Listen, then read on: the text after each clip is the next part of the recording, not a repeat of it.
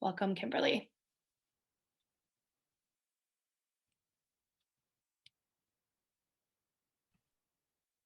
Hi, everyone. I'm just trying to get my screen to be cooperative here so I can share with you. All right, there we go. Nice when a thing, oh, wait a minute. These might not be the right slides. Yeah, close enough. So I'm going to use these. So my name is Kim Mutcherson. I am delighted to be here with all of you today. I am, and particularly given if you're in the Northeast, it is an absolutely gorgeous day. So I really appreciate the fact that folks are sitting in front of their computers or mobile devices right now. So I am a law professor, also dean of the law school, as you heard. I'm just setting my timer so I don't so I don't consume too much of your time today. Okay. And I do family law, bioethics, health law, and reproductive justice work. I'm especially interested in reproductive technology and abortion, but I'm broadly interested in law and policy related to reproduction. I don't have a ton of time to talk to you all today, so I'm going to keep things pretty short and sweet with the hope that we will have time, at least a little bit of time, for questions. So I'm going to frame reproductive justice for folks. I'm going to talk about reproductive justice in the context of our current global pandemic, and then I'm going to talk a little bit about sort of what the future might look like. I'll just say from the beginning that I am going to interchangeably use the terms women and pregnant women with pregnant people, with an understanding, of course, that not everybody who chooses to become pregnant or chooses to terminate a pregnancy is a cis woman. So I want to make sure that I really start at the beginning so we're all on the same page. The foundation of the talk that I'm going to give today is reproductive justice, which is a term that hopefully most people have heard, but potentially not everybody. So I want to make sure, again, as I said, that we're all on the same page. So reproductive justice is a term that was coined by Black women in 1994, and they were interested in articulating principles of a movement that went beyond rights and choice and focused on issues that were especially salient to marginalized women, especially Black women, and a framework that centered those experiences. So the mainstream reproductive rights movement, the mainstream women's rights movement had long been and has long been, right? This is not past, a movement that is led primarily by middle-class white women. And so the idea was we need a framework that is not steeped in those experiences, but is steeped in the experiences of so many other women in this country. So reproductive justice encompasses a woman's right to decide if and when she'll have a baby and the conditions under which she'll give birth, to decide if she won't have a baby and her options for preventing or ending a pregnancy, and then finally, to parent the children she already has with the necessary social supports in safe environments and healthy communities, and without fear of violence from individuals or the government. RJ is fundamentally human rights based, which makes it different in part because our country is not human rights based. We are a constitutional rights based country. It is intersectional in the very true and original sense of that word. We know that intersectionality gets tossed around quite a bit now, and it has really lost some of its initial power. But as coined by Kim Crenshaw, it was really a concept building on the experiences of other Black feminists, and it is rooted in the experiences of Black women in particular, and thinks about how Blackness and femaleness meant that the experiences of Black women in terms of discrimination and oppression were not simply about being Black or about being female, but came from a very specific experience of being Black and female in spaces where that unique identity was meaningful. It is rooted in the experiences of women of color, and it recognizes that reproductive oppression is experienced differently across communities of color and other marginalized communities. It should be obvious based on what I've said here already that RJ is expansive in ways that reproductive rights discourse is not and has not been. And it encompasses things as wide ranging as environmental justice. So, for instance, when a majority Black city doesn't have clean water, that's a reproductive justice issue. Criminal justice reform is a reproductive justice issue. Universal childcare, high quality public education, universal healthcare, income inequality, all of these things are reproductive justice issues. So when I am thinking about and writing about law and ethics in the context of reproduction, I am coming from a perspective of considering the many ways in which the law has acted as a barrier and a burden to reproduction and parenting, to a wealth of women, in particular based on socioeconomic factors like race, income, education level, disability, histories of incarceration, immigration, and the like. And all of this oppression is happening against the backdrop of the deeply personal nature of choices that people make about whether to become pregnant, whether to continue a pregnancy, whether wanted or unwanted, and how to parent one's children, decisions that are central to identity for many of us. But what's absolutely critical in thinking about this is that choice in this context is always, or at least often, exercised within a whole range of constraints, many of them societal constraints. So having an abortion because your state doesn't provide an adequate social safety net is a choice, but not a particularly fair one to have to make. Or carrying a pregnancy to term because the Hyde Amendment means that Medicaid won't fund a wanted abortion is a choice in some sense, but again, not a great choice to have to make. Or risking being sent to prison in order to send your child to a public school outside of the official school district that you live in is a choice, but one that many parents would make if they thought that it was better for their child. So we should always be very critical and suspicious when we're told that personal responsibility requires that people are held responsible for their own choices, when we know that choice is often used as a way to disclaim responsibility for another person's suffering. So with that as a sort of backdrop, I want to get into the sort of meat of what I want to talk about with all of you today. And again, just in terms of background, so we're all on the same page, there are basically three relevant constitutional rights here when we talk about reproductive justice: the right to procreate, the right not to procreate, and the right to parent our children. And so we have cases like Skinner versus Oklahoma, which created or at least set out this fundamental right to marriage and procreation. We have cases like Griswold v. Connecticut and Eisenstadt versus Baird, which allowed people to access contraception.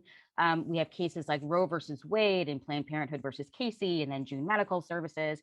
And these are cases, of course, that have created the right to terminate a pregnancy, and cases that have also said that a fetus is not a person for purposes of the Constitution or 14th Amendment protection. So we have these very broad rights that are articulated in the Constitution, including a right to parent and to make decisions for minor children, which of course is not a right that is unfettered. That's why we have a child welfare system, but it does start out as a right that people are able to or should be able to draw on. So I gave you this kind of background on the law, and yet we are living in a time where those basic kinds of rights are being challenged in some ways that are frankly quite normal, and challenged in other ways that are relevant as a consequence of the world in which we are currently living. Obviously 2020 was a huge dumpster fire. The hope is that 2021, though it has started as a dumpster fire, will end with us in a better position than the one that we are currently in. And we've really leaned into the ways in which, this year and last year were not normal. And for months, we heard people talking about things that were unprecedented, uncertain, extraordinary, unpredictable, right? Over and over and over again. Yet so much of the COVID-19 world that we live in is stunningly ordinary. It's predictable and it is normal, starting with the constant reminders of the precarious state of Black and brown bodies, because America, even in a pandemic, is the same as it ever was. So as I said, reproductive justice asserts that every mother, every parent deserves to be able to raise her children in safe and healthy environments. But here's what we know about the world that we live in. We know that Black people have lower rates of having health insurance. We have worse health outcomes across a range of diseases. We are more likely to die in childbirth or soon after. We are more likely to be medically infertile. We have higher rates of childhood asthma. We are incarcerated in this country at a much higher rate. We live in neighborhoods with higher levels of environmental hazards. We are significantly more likely to die in our first year of life. We are more likely to be low income and live in neighborhoods that are over policed. And of course, we are killed by police at a disproportionate rate. So knowing all of this, it's not surprising that what we've seen in the COVID era is a wildly disproportionate impact of COVID-19 on Black and Brown communities, marked by a painfully high number of infections and deaths. So here's a chart from the Kaiser Family Foundation that is looking at the where Black residents share the population is higher than the national percentage, and it shows that the prevalence of death for Black people in these states exceeded their population share by as much as 25 percentage points in some places. And then, of course, we know that the rate of hospitalizations and death have been higher for Black patients. And the impacts, of course, are not just physical, they are also financial and psychological. And I'm not going to read this slide, but obviously you can see that the information here backs up what I just said about the disproportionate impact financially and economically on Black and Brown communities. And then, of course, during the epidemic, we've seen a whole range of actions that are reflective of a lack of interest in and respect for the lives of Black and Brown people. So we saw attempts in multiple states to cut off abortion access by declaring abortion services to be non-essential and denying access to telehealth for medical abortions. And we know that making it harder to get an abortion is an attack on Black women in particular, who disproportionately have abortions in this country. And these are the women who bear the brunt when they're forced to carry pregnancies to term that they otherwise would have terminated. We watch poor women who are already on the brink of economic disaster, forced to continue all sorts of low wage work because suddenly they were essential. Right? So you're making minimum wage, and yet when a pandemic comes around, you are an essential worker, forced to go out into the world and put yourself and your family's health at risk in order to continue to bring in a paycheck. We saw children whose access to food and dental care and mental health services collapsed when public schools closed, because that is the venue through which these children received a wide swath of those services. We saw blatant voter suppression that is only going to get worse in 2021 and in the elections as we go forward. Blatant voter suppression and unapologetic voter suppression, where we saw the closure of polling places in poor communities, leading to these kinds of obscenely long lines during elections over the last summer. And through it all, Black mothers still burying their children too soon in a country where maternal and infant mortality rates for Black women far outstrip those of white women. And a world in which Black people continue to be killed by police officers on streets, in their bedrooms, and in their cars, with no justice to be found. So this season has really reminded all of us of the Black mothers in this country, or at least should have reminded us of all the Black mothers in this country who have not been able to protect their children from violence in their neighborhoods, or from the school to prison pipeline, or from police brutality, or from preventable illnesses or medical neglect, and more. There is a long, long line of Black mothers who mourn children who are gone too soon. Women like Mamie Till Mobley, who was the mom of Emmett Till, Gwen Carr, the mother of Eric Garner, Leslie McSpadden, the mother of Michael Brown, and Sabrina Fulton, the mother of Trayvon Martin. And then late in 2020, we got the whistleblower complaint from Dawn Wooten, who was a nurse working at an ICE facility, about sterilization abuse on women who were detained in that privately run facility in Georgia. And of course, I'm not surprised that the person who was the whistleblower there was a Black woman, because Black women and other women of color well know our history of sterilization abuse in this country. So I want to leave you with a few thoughts in my final minutes here. So what we are seeing now and what we will continue to see through 2021 is as American as apple pie. It is so ordinary, so run of the mill that sometimes it's actually hard, I think, to believe that we are capable of being better than this. And what we are seeing now isn't a glitch in the system, it is a feature. And I'll tell you how I know that it's a feature. And I'm going to use two stories to illustrate that. The first story is about a woman named C.A.R.E. Buck. This is a picture of C.A.R.E. Buck and her sister, and her mother. C.A.R.E. lived in Virginia, and basically she was sort of a foster child or domestic servant to a family. She was raped by a cousin or a nephew of the family that she was living with, and she became pregnant as a consequence of that rape. And at the age of 18, she gave birth and was also then institutionalized in the Virginia Home for Epileptics and the Feeble-Minded, because at that time, one, we were living through an incredibly wide-ranging eugenics movement in the United States, right? A movement from which the Nazis in Germany learned how they were going to implement their extermination practices. So C.A.R.E. was placed into this institution. She was labeled as feeble-minded in large part because she had a child out of wedlock. And the historical record, of course, shows us that she was not at all developmentally disabled or mentally ill in any way. So she was targeted under Virginia's law for eugenic sterilization. And her case, amazingly, wound its way up to the US Supreme Court, where the court declared that the forced sterilization of C.A.R.E. and other people like her was wholly constitutional. And Chief Justice Holmes, in that case, very famously wrote, "3 generations of imbeciles are enough." And he was referring there to C.A.R.E., to her daughter, who at that time was an infant, and then to her mother, who was also in the same institution and had been institutionalized in large part because she was having sex out of wedlock. So we know from C.A.R.E. Buck's story that our country has a very pernicious and dangerous history of deciding whose genes should be perpetuated and whose should not. The second story I want to tell you is a story about the Relf Sisters. So there were 3 of them, Katie, Mary Alice, and Minnie. The 2 girls who you see here are Mary Alice and Minnie.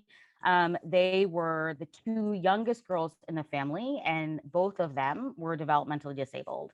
Their family, like a lot of poor Black families where they were living at the time, which is in Alabama, were receiving services from the Family Planning Clinic of the Montgomery Community Action Committee, which ultimately was being funded with federal funds from the what is now known as the Department of Health and Human Services.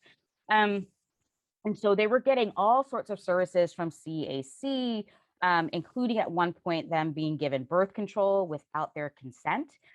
First in 1971, Katie was getting experimental birth control injections. And then not too long after that, the younger girls started receiving those injections as well. And then in 1973, a CAC employee brought Katie to a physician to have an IUD inserted, even though her parents didn't consent to that procedure. And then later in the same year, a nurse arrived at the Relf home to pick up Mrs. Relf and Mary Alice and Minnie, who at that time were 14 and 12. They eventually ended up at a local hospital, and the nurse asked Mrs. Relf to sign a consent form, although Mrs. Relf could neither read nor write.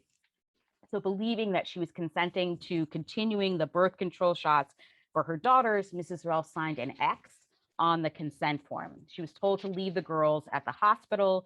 The next morning, doctors administered general anesthesia to Minnie and Mary Alice and surgically sterilized both girls, despite the lack of any informed consent from their parents or even assent from the girls themselves. This kind of abusive sterilization against 2 poor Black girls was part of a pattern of sterilizations conducted in public hospitals or by healthcare providers who were otherwise receiving federal assistance. They were so widespread, in fact, that Fannie Lou Hamer used to refer to these as Mississippi appendectomies. right? Because they happened all the time, that Black women would go to the hospital for a particular procedure and they would be sterilized without their consent and sometimes without their knowledge while they were in the hospital. Eventually, the Southern Poverty Law Center filed suit against the federal government on behalf of the Relf Sisters and others similarly situated. They ended up settling that lawsuit, which created an official change in practice and new regulations that made clear that sterilization was a procedure that could only be provided to people who are competent to consent and only after an informed consent process. In fact, now, if you are on Medicaid, sterilization requires a 30-day waiting period. And of course, these kind of procedural safeguards were critical, but sadly it remains the case that sterilization practices, as we know from the ICE facility that I was talking about before, especially when it comes to poor women or women of color, are not always neutral. And I wanted to share the Relf story in some detail because it's really vital in this space to take note of the ways in which reproductive oppression and reproductive hierarchies have deep, deep intersectional implications. So for the Relf sisters, it was the combination of being Black, female, developmentally disabled, and poor that led to their unconsented sterilization at very young ages. So what I would love to do is leave you today with some words that are uplifting and hopeful, but what I really want to leave you with is a sense of the urgent need to act. We are living through extraordinary times that tragically highlighted how ordinary oppression is in this country. We're all challenged to stand against ignorance and discrimination and oppression because reproductive justice demands that we recognize, to paraphrase Audre Lorde, that our freedom depends on removing the shackles from others, even if those shackles are very different from our own. I'm exhausted after 2020 and going into 2021, but I'm also angry. And I believe very deeply in the power of righteous anger. We can't be paralyzed by the enormity of the work that lies before us to protect the most vulnerable among us. And again, listening to Audre Lorde's prophetic words, our silence will not protect us. Even if we are masked, which we all should be, because that's what good public health is about, even if you're vaccinated, our voices still work. So be loud, be angry, make demands, recognize that being an ally often means using your privilege to amplify the voices of the marginalized, and vote as if your life depended on it, because last year and in the years to come, it just might. So thank you so much for listening, and hopefully we've got a little bit of time left for questions as well.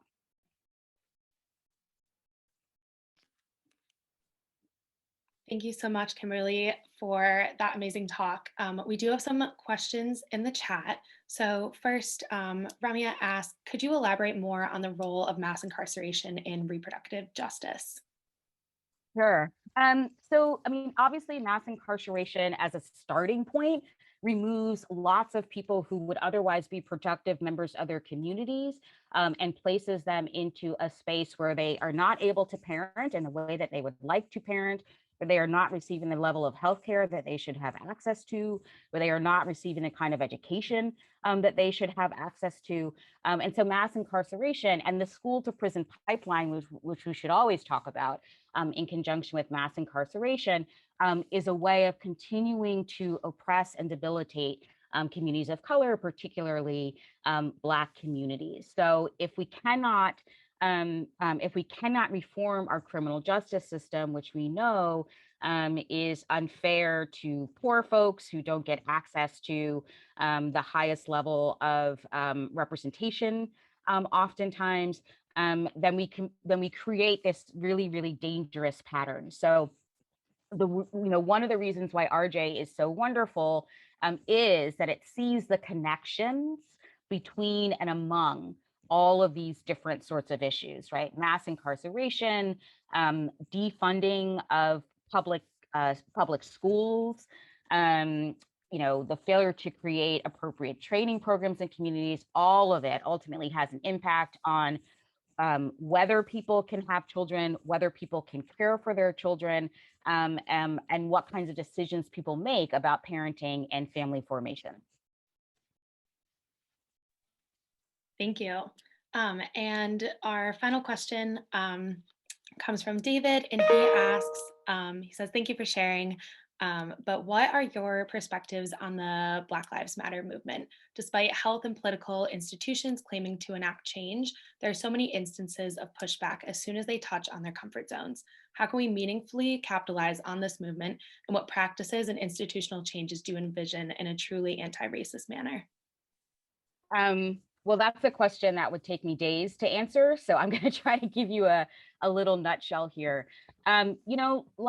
Last summer and last spring, the level of urgency and the proliferation of discussion about the Black Lives Matter movement, which of course had been in existence, right? But really sort of rose to the surface or re-rose to the surface after George Floyd was murdered. Um, there was this sense, at least I felt it, and I think a lot of other people felt it as well, that there was this sense of actual movement, that people were going to be responsive, that people and institutions felt a responsibility to really take notice of their own practices and policies that failed to embrace the anti-racism that they, at least on their websites, profess to really be focused on. There's a lot of internal work that so many people and so many institutions need to be able to do. And I think your point is a really good one, right? Which is that people are very excited to talk about anti-racism and to talk about Black Lives Mattering, as long as it doesn't require anything from them, and as long as it doesn't feel like they have to let go of anything. But the truth of the matter is, if you're not willing as a white person to divest yourself of some privilege, then you're not really a part of the movement, right? And you're not really being helpful in terms of thinking about how do we become the country that we claimed to be at our founding, right? A country where there was liberty for all and all of these lovely things, all of which, of course, was a total farce within the context of a country where people were being enslaved and being treated as property and bartered and sold. So the work to be done is really significant work, and I think what it starts with is people being willing to challenge institutions, which we're seeing a lot of now, and I'm really happy to see that. But it's also about institutions being willing to challenge themselves, right? It's not just about hiring somebody who's your diversity and inclusion director. It's not just about having a nice statement on your website. It's not just about, putting up a black square on Instagram once a year, but it's about really delving into your own personal and professional failures, taking responsibility for them, and then thinking really critically about what the next steps are to dismantle structures that were literally built to keep certain people from being successful. So to pretend like those structures are suddenly going to, change direction without anybody steering that ship in a different direction is just to say that you don't actually really want change. Thank you for that. And thank you for being with us here today, and Magdalena for your research talk. I will now turn it over to Fatima to transition us to our workshops.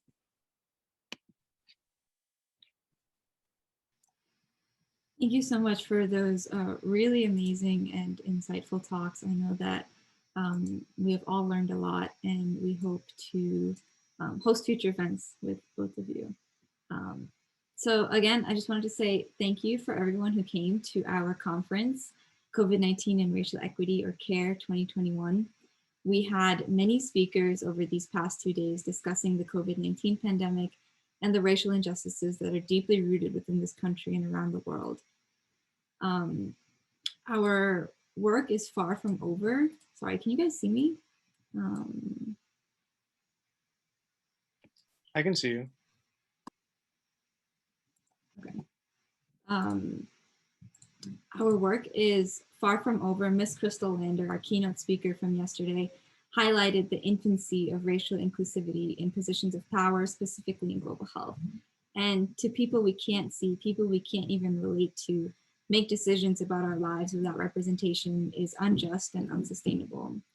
So we are working to build a better future for everyone, as we should strive to do each and every single day.